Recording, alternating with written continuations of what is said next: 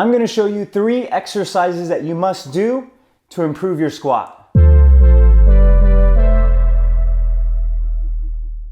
Welcome back, guys. My name is Dr. Mike and I'm a physical therapist providing tips on how to build strength and longevity with your body.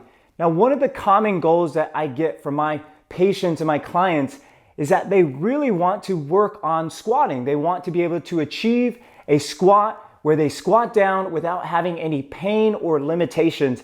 And what I've learned based on my clinical practice is that I've learned over time that many people who struggle and have difficulty with squatting are either lacking the appropriate range of motion or they're lacking the strength. So in today's video, I wanted to share with you 3 helpful exercises that I normally incorporate for my patients that really helps them feel more confident in sitting at the bottom of the squat so that they can really prevent themselves from injuring or hurting themselves down the road. Now, the first exercise that I want to get into is really focusing on priming the joints that we're going to use for the squat. And really, instead of just practicing just squatting straight down and opening up our ankles and our hips, I like to start some beginners out in a quadruped position. We call this a quadruped rock. And what we're going to do is we're going to be on hands and knees. And notice this is a very similar position that I'm in when I squat, except instead of standing, I am in this quadruped position. What I'll have people do is really just to get a chance and an opportunity to see how much hip range of motion do they have, how much knee range of motion or even ankle range of motion do they have. If they are struggling with this quadruped rock position without standing, more than likely they're going to struggle with the squat position because they don't have that optimal range of motion.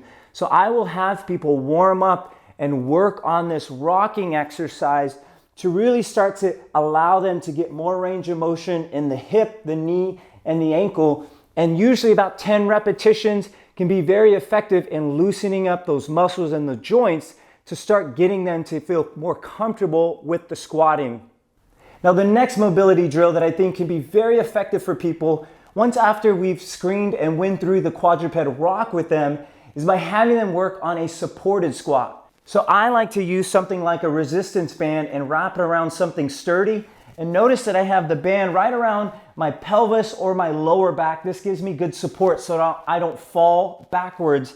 And all I'm going to try to do is get in a regular squat position where my feet are underneath my hips. So we say about hip width apart.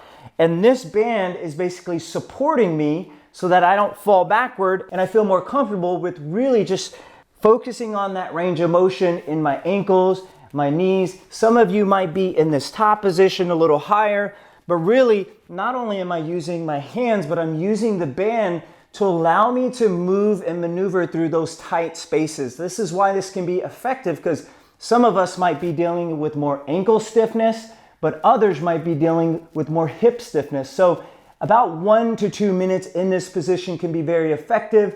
And over time, you won't need to use a band like this.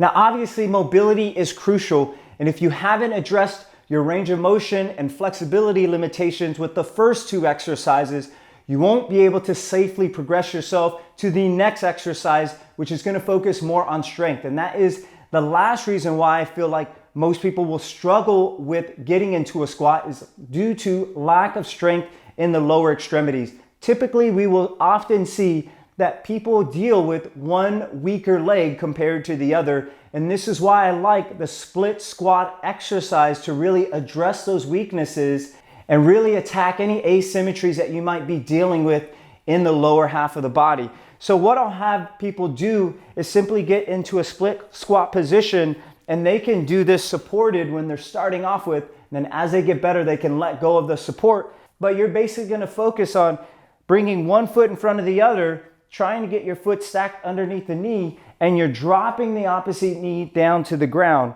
So really what you're focusing on is not only that back leg, but that front leg of all of the calf muscles working, all of the hamstrings and the quadriceps.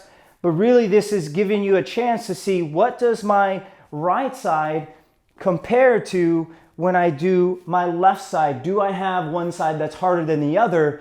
And allows you to really isolate that movement.